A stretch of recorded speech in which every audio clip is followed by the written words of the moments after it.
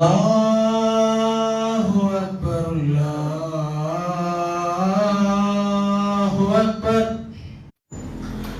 Allahu Akbar, Allahu Akbar. Ashhadu an la ilaha illallah. Ashhadu an la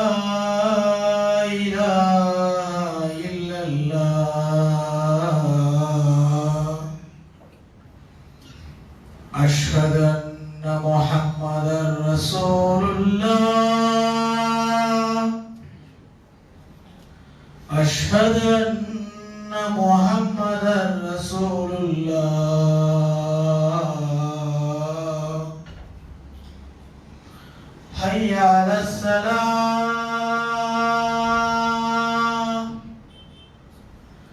حي على السلام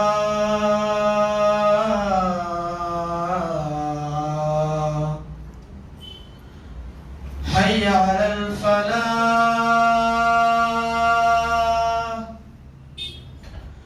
حي على الفلاح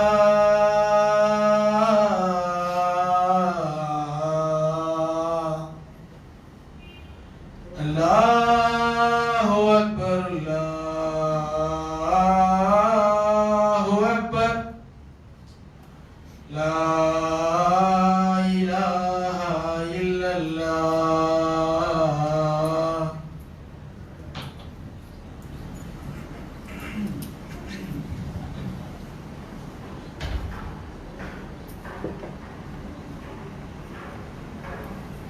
السلام عليكم ورحمة الله. الحمد لله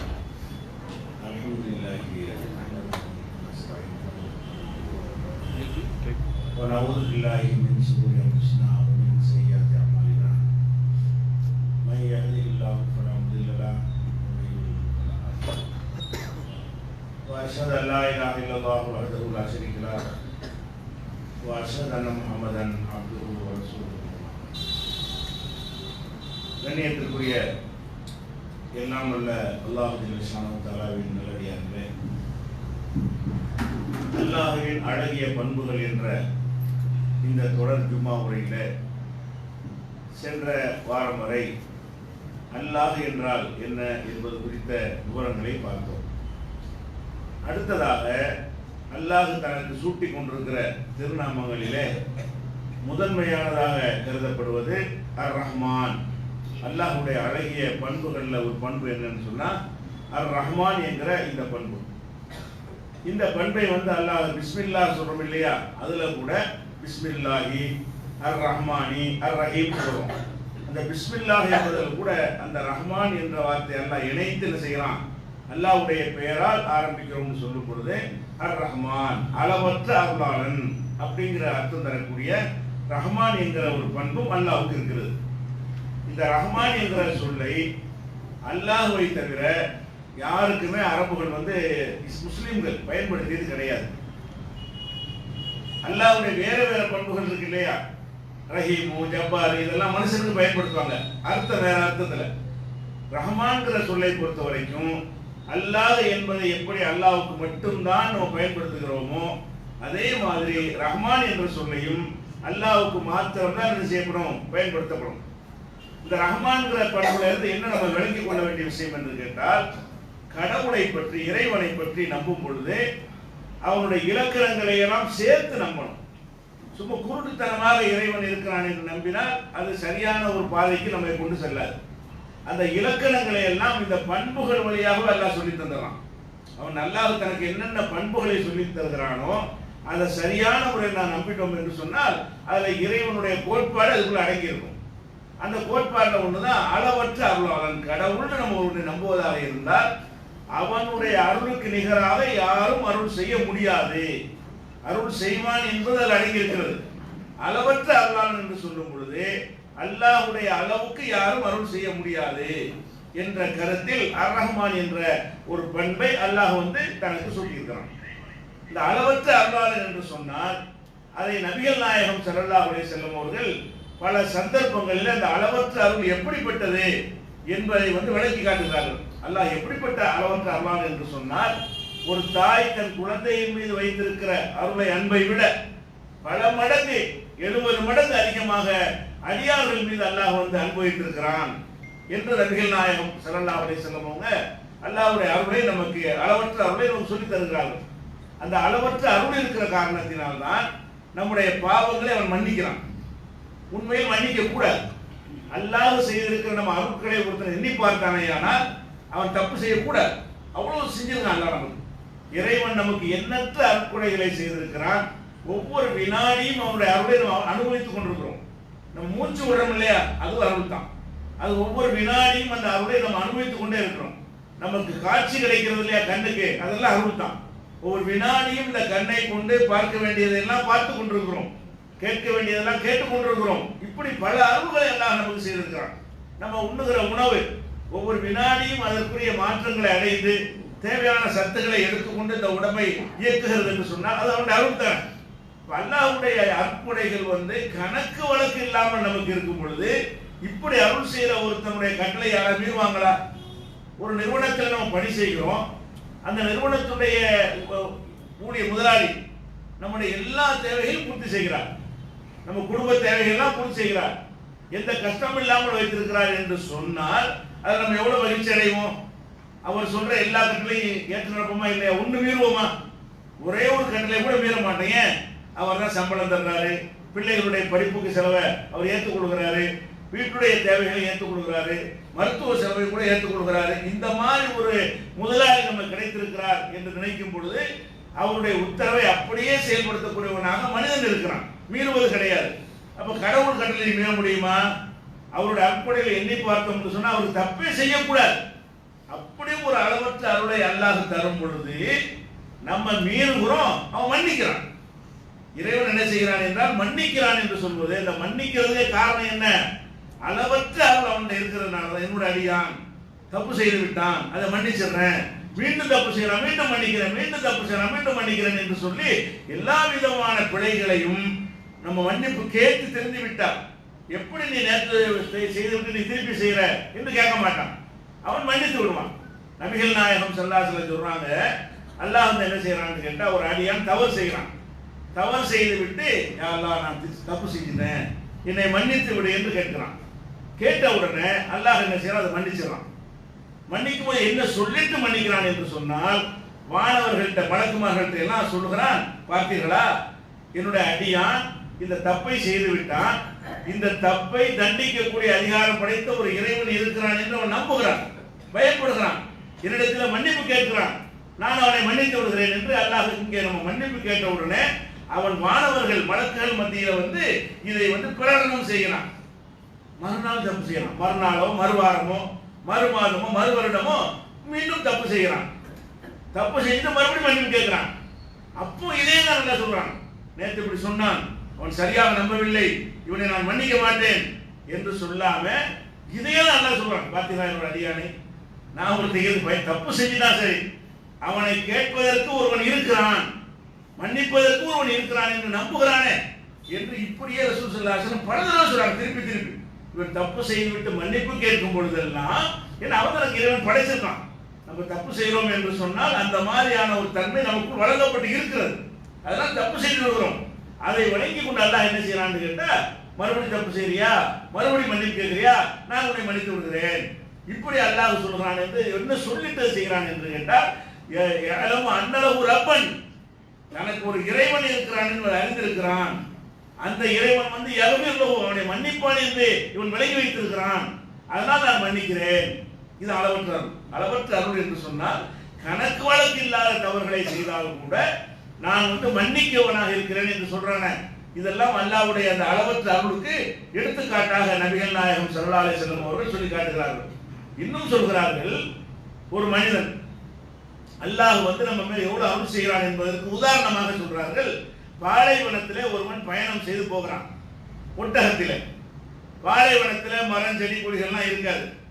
ஒரு மலை அடிவாரத்தில் ஒரு நிழல் இருக்கிறது. அந்த ஒட்டகத்தை அங்க நிப்பாட்டி விட்டு மலை அடிவாரத்தில் நிழல்ல படுத்து கண்ணை எடுத்து விடுகிறான். அந்த ஒட்டகத்தில் தான் அவன் குடிக்க வேண்டிய பானம் இருக்கிறது, தண்ணீர் இருக்கிறது. அந்த ஒட்டகத்தின் முதுகில் தான் அவன் சாப்பிட வேண்டிய உணவுகள், ரொட்டிகள் எல்லாம் அதுதான் வைத்திருக்கிறான். தேவையான எல்லா பொருளும் ஒட்டகத்தின் முதுகில் இருக்கிறது. தூங்கிடறான். திடீர்னு விழித்து பார்க்கிறான், காணாம். ஒட்டகத்தை காணவில்லை. ஒட்டகம் இல்லை என்று சொன்னால் இவருடைய கதி என்ன ஆகும்? பாலைவனம், எங்க ஒரு தண்ணி கூட கிடைக்காது, மரஞ்செடி கூட கிடையாது, நிழல் கூட இல்லை, கடந்து கூட செல்ல முடியாது. பாலைவனத்தில் கால் பூத்து கொண்டு ஒட்டகத்துக்கு மட்டும்தான் நடந்து செல்ல முடியும். அப்ப நம்ம கதை இதோடு முடிந்து விட்டது அப்படிதான் நினைப்பான். நம்ம ஒன்றும் முடியும், தண்ணி கிடைக்காது, சாப்பாடு கிடைக்காது, இந்த இடத்த விட்டு கடந்து போக முடியாது, இதோடு நம்முடைய வாழ்க்கை முடிந்து விட்டது என்று அந்த மனிதன் என்ன செய்யறான்னா விரக்தி அடைந்து சோர்ந்து மறுபடியும் மயக்கம் முற்று விழுந்து விடுகிறான். விழுந்தோடனே திருப்பி மறுபடியும் மூச்சை தெளிக்கிறான். பார்த்தா ஒட்டகம் நிற்குது. ஒட்டகத்தை காணா போன ஒட்டகம் கண்முழிச்சு பார்த்தா அந்த ஒட்டகம் முன்னாடி நிற்கிறது.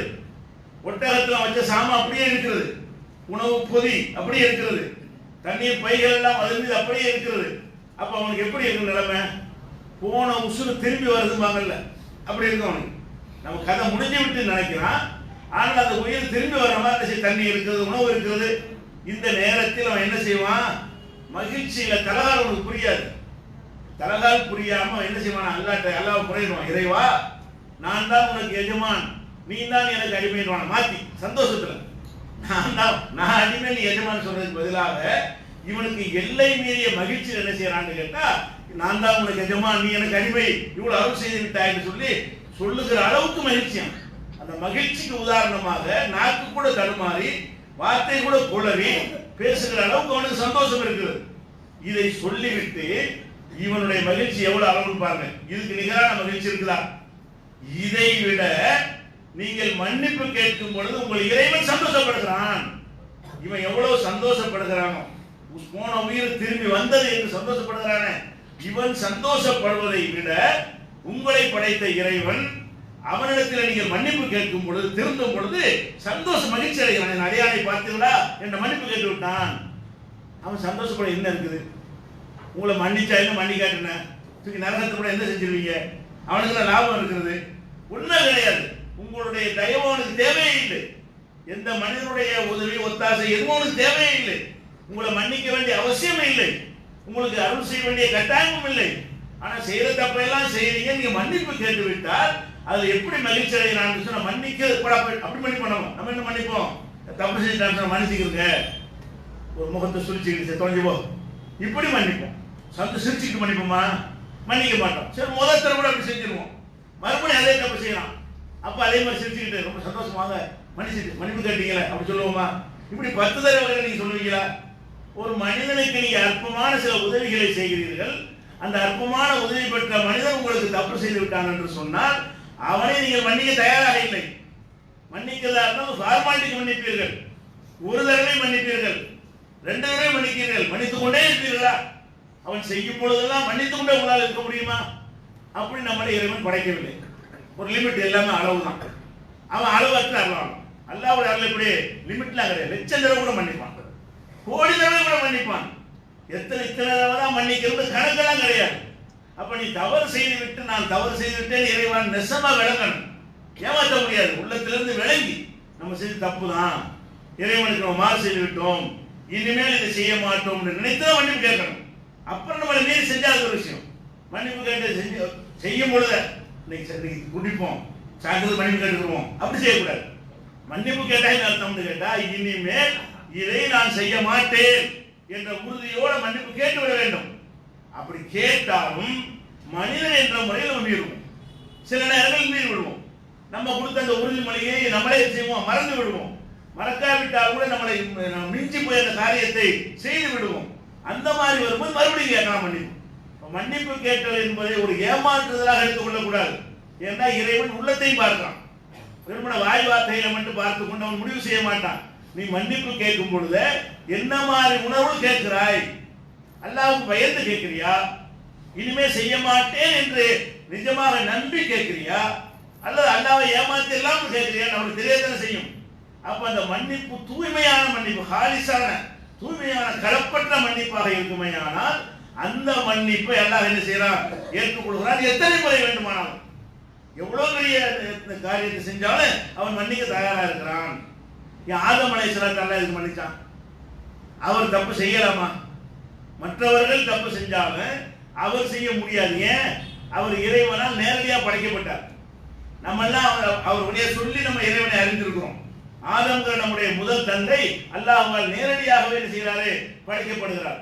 அல்லாஹ்வோட உரையாடுறார், அல்லாஹ்வோட பேசுகிறார், அல்லாஹ்வால் சொற்கச்சோலையில் அவர் வைக்கப்படுகிறார். வைக்கப்பட்டு அவன் போட்ட கட்டளை என்ன? ஒரு குறிப்பிட்ட மரத்தை நெருங்கக்கூடாதுன்னு சொல்கிறான். இதுதான் கட்டளை, பெரிய கட்டளைலாம் இல்லை. அந்த அத்தனை மரங்கள் அத்தனை சோலைகள் இருக்கிறது. அதை அனுபவித்துக் கொண்டது ஒரு மரத்தை நெருங்காம இருக்கலாமா இல்லையா? அது இவர் யாரு? பெரிய ஜீனியஸ், பெரிய அல்லாஹ்வுடைய ஆற்றலாம் விளங்கினவர், பெரிய அறிவாளி, இறையச்சம் உடையவர். இப்படி படைக்கப்பட்ட ஒரு மனிதர் என்ன செய்யறாரு? அல்லாஹ்வுடைய கட்டளையை மீறி அந்த மரத்தை என்ன செய்யறாரு? துவைக்கிறார். அல்லாஹ் என்ன செய்யலாம்? மன்னிப்பே கிடையாது சொல்லியிருக்கலாமா இல்லையா? அவர் கேட்கிறாரு அல்லாஹ் இடத்துல போனா வலம்னா அம்புசனா இல்லம் தஃபில்லனா வ தரஹம்னா லனகுன மினல் காசிரீன். இறைவா, நானும் என் மனைவியும் தப்பு செஞ்சிட்டோம், எங்களுக்கு நாங்கள் அநீதிழைத்து விட்டோம், நீ மன்னித்து அருள் செய்யவில்லை என்றால் நாங்கள் நஷ்டவாளிகளாகி விடுவோம் என்று அவர்கள் மன்னிப்பு கேட்டார்கள். அவர்களை அல்லாஹ் மன்னித்து விட்டான் என்று திருமறை குர்ஆனில் சொல்லி காட்டுறான். அப்ப ஆதம் அலைஹிஸ்ஸலாம் செய்த அவருக்கு கொடுத்த அருளுக்கு ஒரு அந்த தப்பு செய்யக்கூடாது. நம்ம அறிவுப்படி பார்த்தோமே.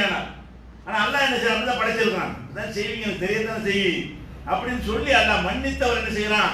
அவரை இறை தூதராக நியமித்து அவர் மூலமாக நல்வழியை சந்ததிகளுக்கு சொல்லி கொடுக்கிறான். இப்படித்தான் அல்லாஹ்வுடைய கருணை. யாருடைய எப்படிப்பட்ட தப்பாக இருந்தாலும் அதை மன்னிக்கக்கூடியவனாக இருக்கிறான். இந்த மன்னித்தல் என்பதும் அல்லாஹ்வுடைய அந்த அளவற்ற அருளுக்கு ஒரு எடுத்துக்காட்டு. இன்னும் சொல்ல போனால் அல்லாஹ்வுடைய அருள் அளவற்றது என்பதை விளங்காத காரணத்தினால்தான் அல்லாஹ்வுக்கு இணை கற்பிக்கிற பாதகங்கள்லாம் உலகத்தில் நடக்கிறது. இறைவனுக்கு இணை கற்பிக்கிறான். அல்லாஹ் எதை வேண்டாலும் மன்னிப்பான், அவன்கிட்ட கேட்டு போயிடலாமே. இவன் நினைக்கிறான் அல்லாஹ் ரொம்ப கோபக்காரன், அவனுக்கு நம்ம தப்பு செய்துட்டோம். இந்த மாதிரி மகான்கள் பெரியார்களை பிடிச்சாதான் அவங்க சொல்லி நம்ம வாங்கி தருவாங்க, அப்படிதான் சொல்லுகிறார்கள். இன்றைக்கு முஸ்லிமா இருந்து கொண்டு தர்காக்களில் போய் வணங்குகிறார்கள். அல்லாஹ்வை மட்டும் வணங்குவதற்கு பதிலாக இறந்து போனவர்களை சமாதிகளில் வணங்குகிறார்கள். என்ன நினைத்து வணங்குகிறார்கள்? என்ன சொல்லி வணங்குகிறார்கள்? என்ன நியாயப்படுத்தி வணங்குகிறார்கள்? நாங்கள் இவர்களை கடவுள் என்று வணங்கவில்லை. இந்த பெரியார்கள் எல்லாம் அல்லாஹ்விடத்தில் எங்களுக்காக பரிந்து பேசுவார்கள். ஏன் நீ நேர கேட்க வேண்டியதானே? நாங்கள் பாவிகள், நாங்கள் நேர கேட்க தகுதி இல்லை, அவன் எங்க மேல கோபமா இருக்கிறான். இவர்கள் அதை கோபத்தை ஆற்றும் விதமாக அல்லாஹ்விடத்தில் பேசி வாங்கி தருவார்கள். அப்ப அளவற்ற அருள் யாராயிடுறாங்க? இவங்க ஆயிடுறாங்க, செத்து போனாங்க. அவர் கோபக்காரனா, இவர் ரொம்ப அளவற்ற அருளானா, இவர் அந்த கோபமா படாம வாங்கி தந்துடுவார். அப்படின்னா என்ன விஷயம்? அந்த அளவற்ற அருளாளன் என்று விளங்கி இருந்தால் அவனுக்கு மேல நீ எவ்வளவு செஞ்சிருவ? நாங்க எத்தனை தப்பு செஞ்சாலும் மன்னிக்கிறேங்கிறான், என்னத்தை வேண்டாலும் கேளுன்னு சொல்றான், எந்த இடைத்தரகரும் வேணாம்னு சொல்றான். நேருக்கு நேராக அப்படி எல்லாம் சொல்லி காட்டுறான். இதா சால கைபாதி அன்னி ஃபைன்னி கரி, எனது அடியார்கள் என்னை பற்றி முகமதே உன்னிடத்தில் கேட்பார்களேயானால், நபிகள் நாயகத்தை பார்த்து அல்லாஹ் சொல்கிறான், இதா சால கைபாதி அன்னி, என்னை பற்றி அடியார்கள் கேட்பார்களேயானால் நீ சொல்ல வேண்டிய பதில் என்ன? இன்னி கரீப், நான் கிட்டத்தில் இருக்கிறேன். நீ முகமதோட அந்த மக்கள் இருக்கிறாங்கல்ல, அதோட நான் கிட்டத்தில் இருக்கிறேன். இன்னி கரீப், நான் மிக அருகில் இருக்கிறேன். உஜீபு தாவத்தை தாய் இல்லாதான், அழைப்பவனுடைய அழைப்பிற்கு நான் பதிலளிக்கிறேன். என்னிடமே கோரிக்கை வைக்கட்டும், என்னையே நம்பட்டும் என்று குர்ஆனில் அல்லாஹ் சொல்லி காட்டுறான். அப்ப அடியார்கள் மனிதர்கள் நேர இடத்தில் வாருங்கள் என்று அவன் அழைக்கிறான். எதனால் அழைக்கிறான்? அவன் அளவற்ற அருளாளனாக இருப்பதால் அழைக்கிறான். நம்ம என்ன செய்கிறோம்? அல்ல அவரு நல்ல தரமாட்டான், இவங்க வழியா போனா தான் நமக்கு கிடைக்கும், இவங்க சொல்லிதான் நம்ம வாங்கி தருவார்கள். எல்லா அந்த இணை கற்பித்தல் ஒரு பேசி விளங்குதா? அல்லாஹ் அளவற்ற அருளாளன் விளங்கின ஒருவனால் அல்லாஹ்வுக்கு இணை கற்பிக்க முடியாது. அல்லாஹ்ட்ட கேட்கிற ஒரு விஷயத்தை அடுத்தவர்கிட்ட கேட்க முடியாது. கேட்டா என்ன? இப்போ உதாரணம் சொல்லுவாங்க, இந்த மாதிரி தர்கா வணங்குறவங்க அதை நியாயப்படுத்த உதாரணம் சொல்லுவாங்க. ஒரு குடும்பம் இருக்கிறது, அந்த பிள்ளைக்கு ஒரு சைக்கிள் வண்டி இருக்கிற பையனுக்கு, அவன் தகப்பனார்ட்ட கேட்க மாட்டான், தாயார்கிட்ட கேட்டு தாயார் வழியாக தான் தகப்பனுக்கு போகும். நேரடியாக வாப்பாட்ட கேட்டா அவர் கொடுக்க மாட்டார், சைக்கிள் வாங்கி தர மாட்டார். அம்மா கேட்டா அவர் கொடுத்துருவாரு.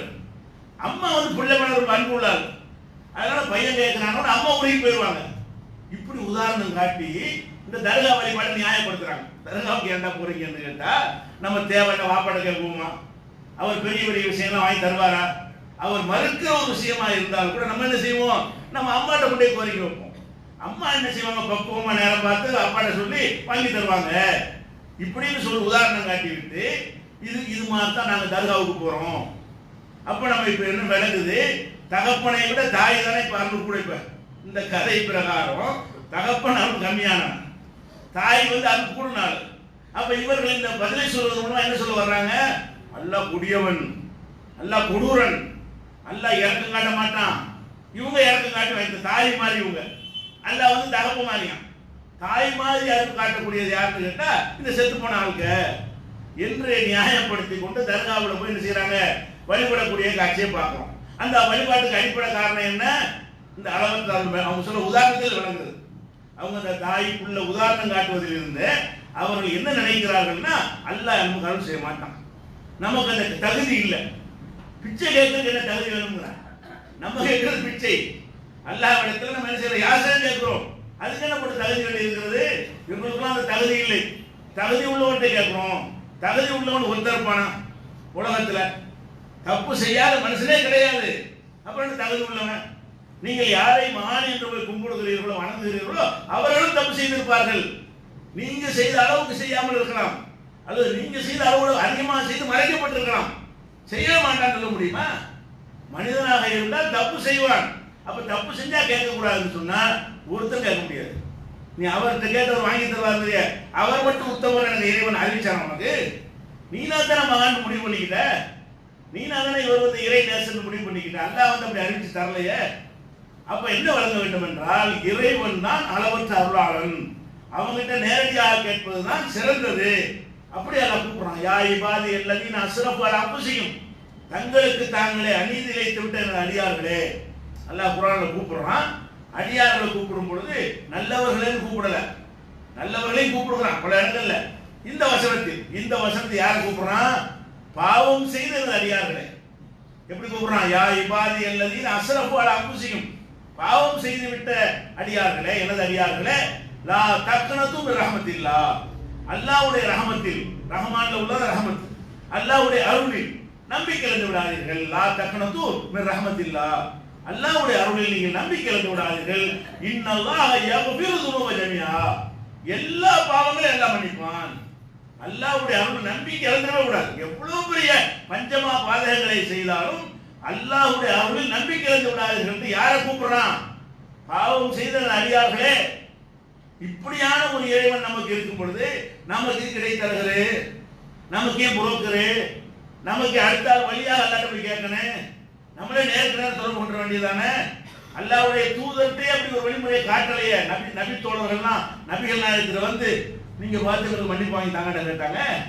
அது நபிகள் நாயகம் யாரு மன்னிப்பு வேண்டுமானோ என்னிடத்துல வாருங்கள், நான் அல்லாஹ்விடத்தில் உங்களை மன்னிப்பு வாங்கி தருவேன் சொன்னாங்க. நீ கேளு, அல்லாஹ்விடத்துல உன் இறைவனிடத்தில் நீ கேளு, நீ நேரடியாக கேளு, நீ வந்து அல்லாஹ்விடத்துல கோரிக்கை வை, அழுது கேளு, நள்ளிரவுல கேளு, தஹஜ்ஜுதுல கேளு. அப்படி கேட்பதற்குரிய துஆக்களை கற்று தந்தார்கள், நேரத்தை கற்று தந்தார்களே தவிர நீங்கள் ஏதாவது என்ற படிச்சுல போட்டு போயிட்டே இருக்கீங்க, நான் தேவை நேரம் பார்த்து வாங்கி உங்களுக்கு தந்துடுறேன்னு சொன்னாங்களா? அப்ப இந்த மார்க்கத்தினுடைய பேசிக்கே எதுல அமைக்கப்பட்டு இருக்கிறது என்று சொன்னால், அல்லாஹ் என்பவன் அளவற்ற அருளாளன், அவனுடைய அருளுக்கு மிஞ்சி அருள் இல்லைன்னு ஒருத்தன் நம்புனா அவனால் அல்லாஹ்வுக்கு இணை கற்பிக்க முடியாது. இன்னும் சொல்ல போனா உதாரணம் இந்த ரஹ்மான்ங்கிற வார்த்தை இருக்குல்ல, இந்த ரஹ்மான்ங்கிற எடுத்துக்கொண்டாலும் கூட அதிகமான இடங்கள்ல திருக்குறான்ல 56 இடங்கள்ல வருது. பிஸ்மில்லாவை கழிச்சிட்டு பிஸ்மில்லாஹிர் ரஹ்மானிர் ரஹீம் சேர்த்தீங்கன்னா 114 அத்தியாயங்கள்லையும் 114 பிஸ்மில்லாஹிர் ரஹ்மானிர் ரஹீம் இருக்கிறது. அதுல ஒவ்வொன்றையும் அர் ரஹ்மான்ங்கிற வார்த்தை இருக்கிறது. அந்த 114 கழிச்சு விட்டு குர்ஆனுக்குள்ள எடுத்து பார்த்தீர்களே ஆனால் 56 இடங்கள்ல அர் ரஹ்மான் இறைவனுக்கு தன்னை ரஹ்மான்ங்கிற வார்த்தையை சொல்லி காட்டுறான்.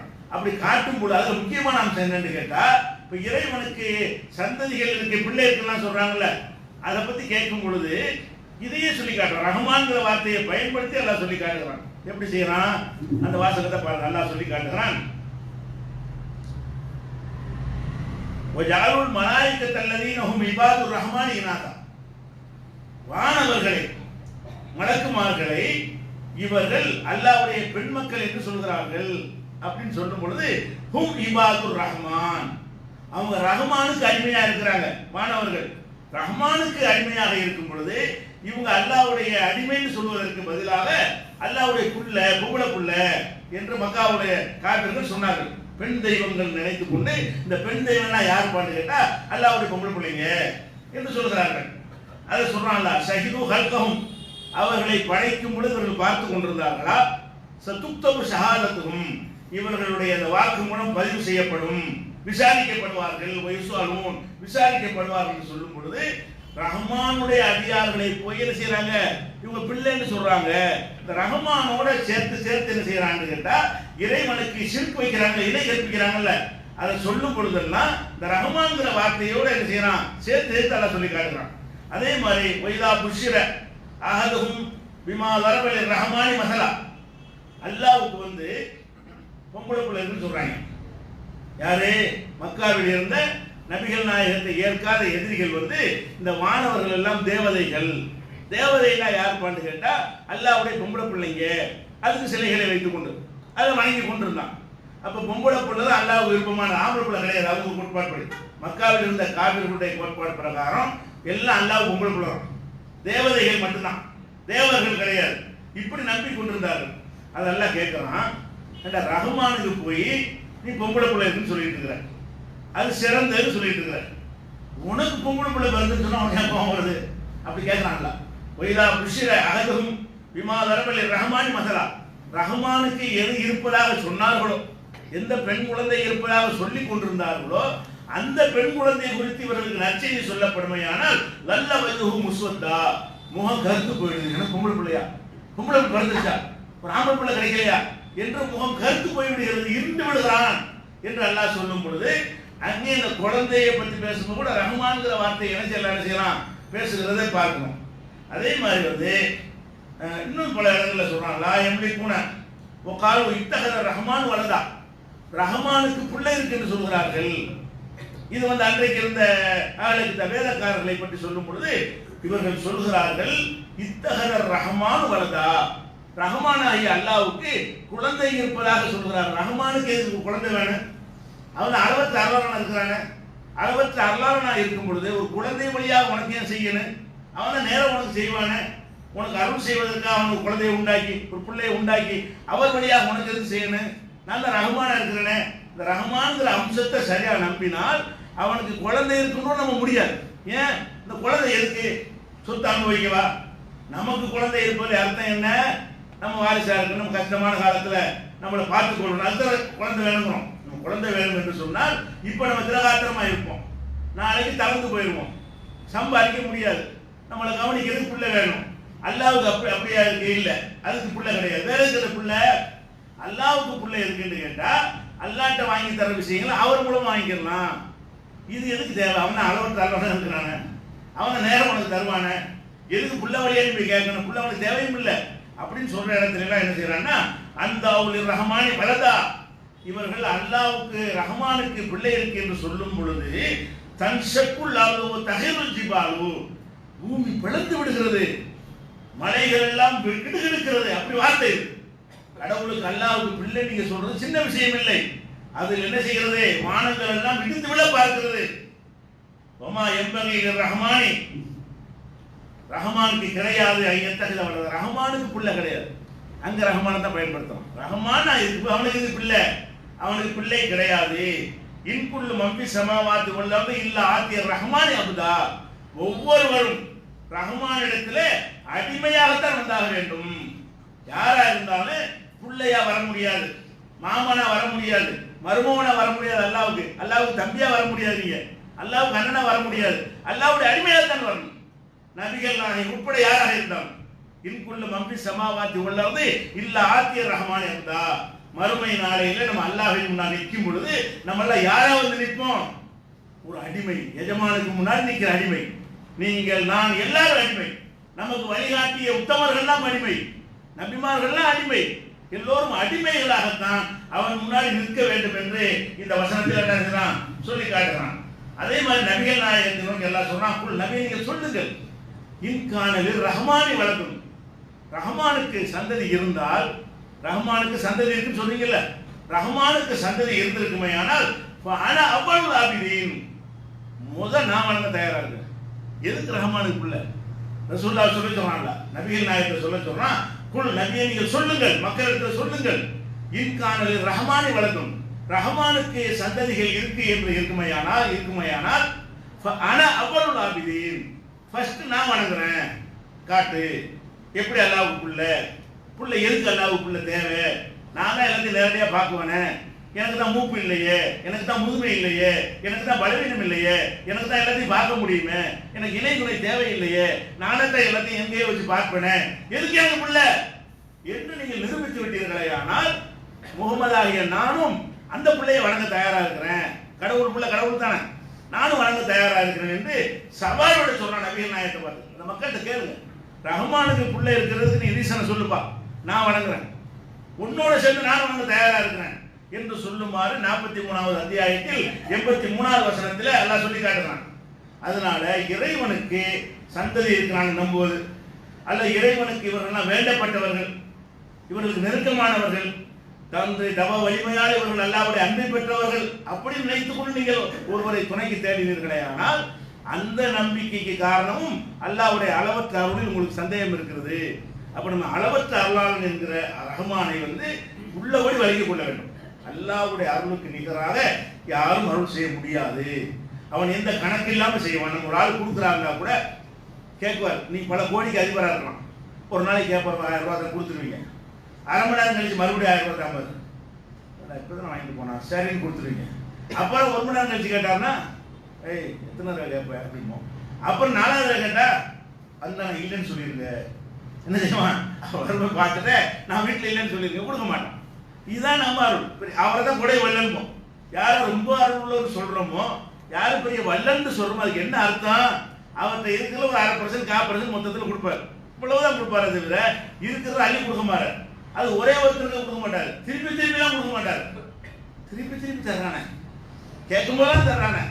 ஒவ்வொரு வினாடி அனுபவிச்சுட்டு இருக்கிறவன் ஒவ்வொரு வினாடியும் அவனுடைய இன்பங்களை அவனுடைய அற்கொடைகளை அனுபவித்துக் கொண்டுதானே எல்லா விதமான தவறுகளையும் செய்கிறோம். அப்ப அந்த மாதிரியான ஒரு லிமிட் இல்லாத ஒரு அருள் உள்ளவனாக அல்லாஹ்வை நம்ப வேண்டும்.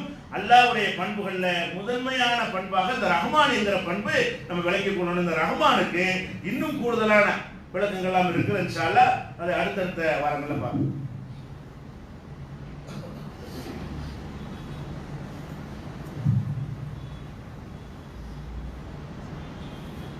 அன்பிற்குரிய சகோதரர்களே,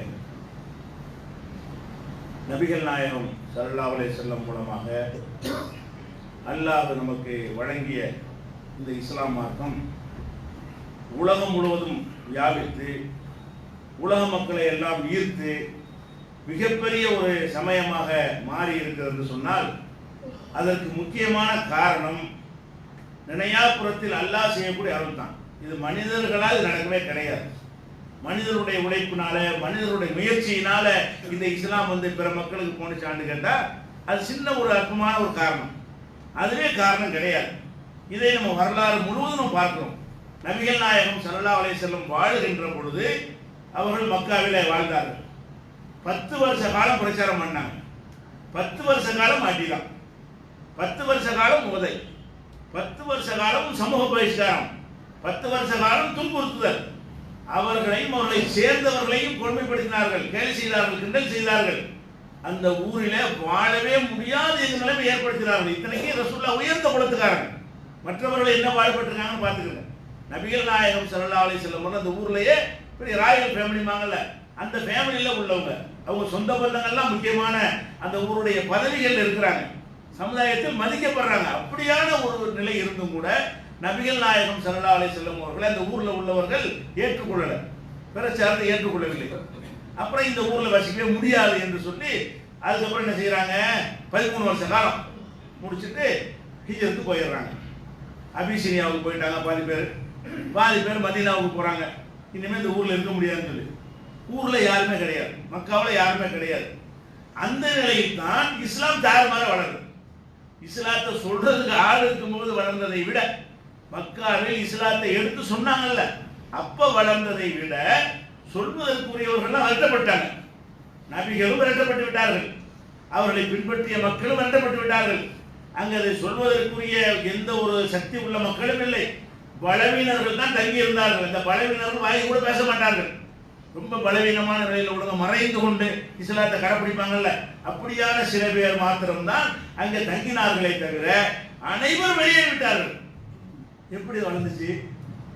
அது சும்மா பேருக்கல்ல கருவியாக்குறான் நபிமார்கள். நம்மளை எல்லாம் ஒரு கருவியை சும்மா ஆக்குறானே தவிர அவங்கெல்லாம் இல்லவே இல்லை. ஊர்ல இங்கே டெய்லி வளர்ந்துட்டே இருக்கு. மக்காவுடைய மக்கள் தொகையில முஸ்லிம்களுடைய எண்ணிக்கை பெருகி கொண்டே வருகிறது.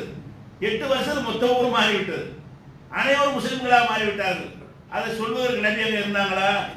அல்ல இந்த மாதிரி லைவ் மூலமா சொல்ற வசதிகள் இருந்துச்சா? அல்ல டிவி மூலமா ப்ரோக்ராம் மூலமா அந்த ஊருக்கு நுழைய முடிஞ்சா? உங்களுக்கு இப்ப நுழைய முடியும்ல. ஒரு இடத்துல போக முடியாட்டா கூட நவீன சாதனங்கள் வழியாக நமக்கு போயிட முடியும். நபிகள் நாயகங்களுக்கு அல்வாச்சி இருந்துச்சா? போன் இருந்துச்சு? ஒண்ணுமே கிடையாது. எந்த ஒரு தகவல் தொடர்பும் கிடையாது. ஒரு செய்தியை சொல்வதற்குன்னா ஒட்டகத்திலேயே குதிரையில ஏறி போறதா இருந்தா அதுக்கு 1 வாரம் 10 நாள் ஆகும். இப்படிப்பட்ட நிலையில இந்த ஊரே சேர்ந்து விரட்டடித்த பிறகு அது எப்படி வளர்ந்தது?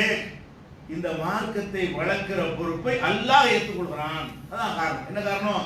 யுரீதுன லியுத்ஃபிஉ நூரல்லாஹி பிஅஃவாஹிஹிம். அல்லாஹ்வுடைய ஒளியை தங்களுடைய வாய்களால் ஊதி அணைக்கலாம் என்று நினைக்கிறார்கள். வல்லாஹு முத்திம்மு நூரிஹி. அவன் தனது ஒளியை முழுமையாக்கி தீர்வான். உலவு கைகள் காபிரும். இவர்கள் விரும்பாவிட்டால் வெறுத்தாலும் சரிதான், நான் பூர்த்தியாக்குவேன்.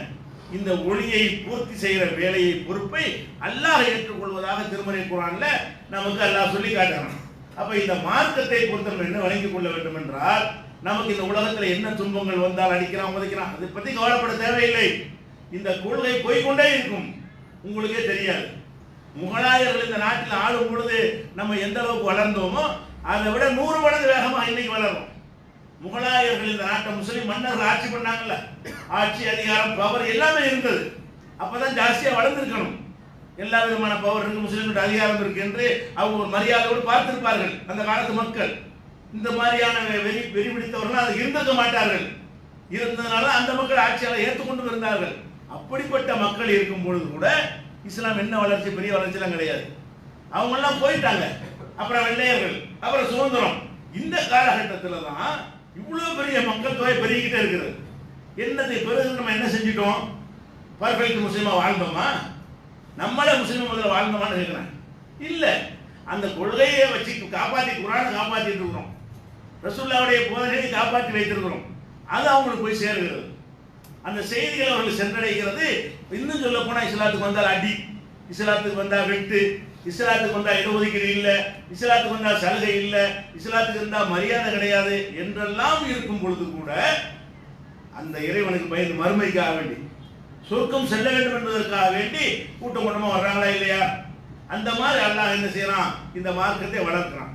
அதனுடைய ஒரு எடுத்துக்காட்டாக தான் இன்றைய தினம் ஒரு பாதிரியார் அவர்கள், ரெவரண்ட் அவர்கள் இன்று ஜும்மாவுக்கு பிறகு இஸ்லாத்தை ஏற்க இருக்கிறார்கள். அவர்கள் இஸ்லாத்தை ஏற்பதற்கு ஏற்படும் ஒன்றும் செய்யவில்லை, அவர்கள் ஏற்க இருக்கிறார்கள். அவர்களுக்கு அந்த மார்க்கத்தை அல்லாஹ் கொண்டே சேர்க்கிறான், யாரும் சேர்க்கவில்லை. அல்லாஹ்வாக அந்த செய்தியை கொண்டு உள்ளத்தில் போட்டுவிட்டு அவங்களை இஸ்லாத்தை ஏற்கக்கூடிய ஒரு நிலைக்கு அல்லாஹ் உண்டாக்கி இருக்கிறான். இன்ஷா அல்லாஹ் அவர்கள் வந்திருக்கிறார்கள். ஜும்மா தொழுத பிறகு அவங்க என்ன செய்வாங்க? இந்த இடத்துல இஸ்லாத்தை ஏற்றுக்கொள்வார்கள். இதை ஒரு தகவலாக சொல்லி முடித்து கொள்கிறேன். அஸ்ஸலாமு அலைக்கும்.